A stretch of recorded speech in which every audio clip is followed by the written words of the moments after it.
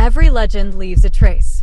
Some linger in memory, others in things that were never meant to fall into human hands. In the Myths Belief Store, you'll find artifacts, talismans, and relics steeped in the darkness of ancient faiths. Enter if you dare to touch what is forgotten and terrifying. Link in the description.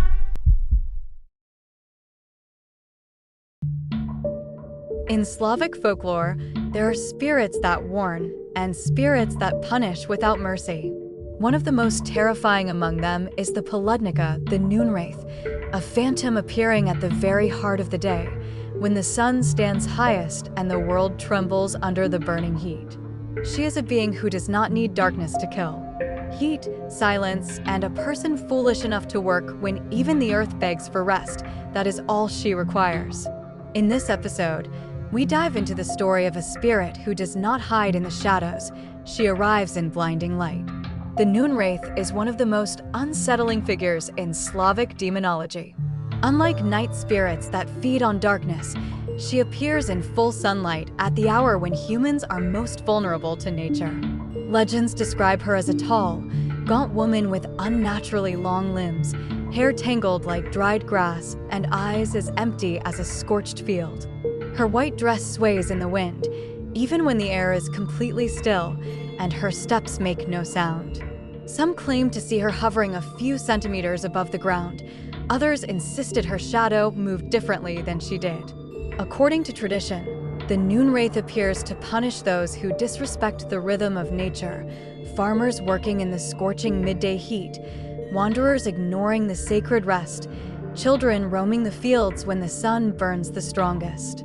She asks questions, riddles, or forces her victims into endless conversations.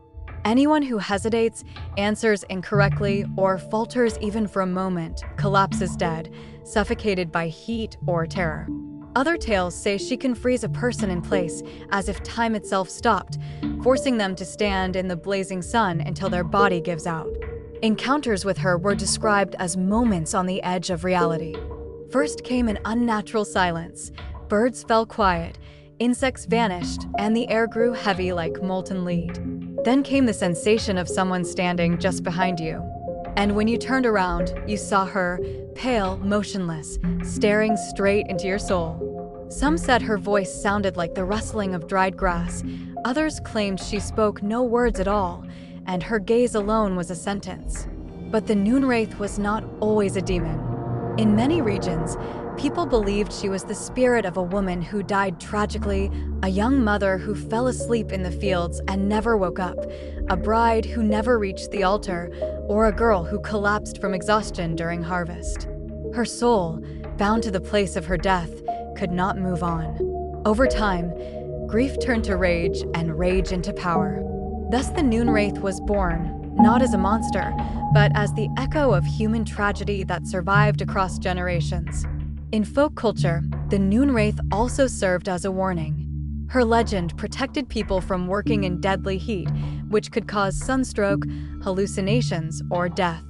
It was said that if someone ignored the midday rest, the Noonwraith would come for them. In this way, she became not only a demon, but a symbol of ancestral wisdom, a reminder that nature does not forgive recklessness. In modern pop culture, the Noonwraith appears more and more often. In games like The Witcher 3, she is portrayed as a spirit bound to the site of her death, attacking at high noon. In horror literature, she functions as a ghost driving people to madness, and in folklore-inspired films she symbolizes heat, exhaustion, and hallucination. Her image, a woman in white standing among rippling fields of grain, has become an icon of Slavic horror, the kind that does not hide in darkness, but arrives in full daylight. The Noonwraith fascinates because she breaks the rules we expect. She does not appear at night. She does not stalk from the shadows. She comes when humans feel safest, in broad daylight. She is a reminder that nature can be beautiful, but also merciless. That the sun can give life, but also take it away. And that not everything bright is good. The Noonwraith has inspired fear, respect, and unease for centuries. But now the question is yours. Is her legend merely a way to warn people against deadly heat, or an echo of ancient beliefs about spirits that truly walked the fields? Is Południca a demon, a ghost, or a symbol of nature reclaiming what is hers? Share your thoughts in the comments and tell us whether you believe such beings could have existed. If you enjoyed this episode, leave a like, subscribe, and turn on notifications. It helps the channel grow and brings more dark stories your way.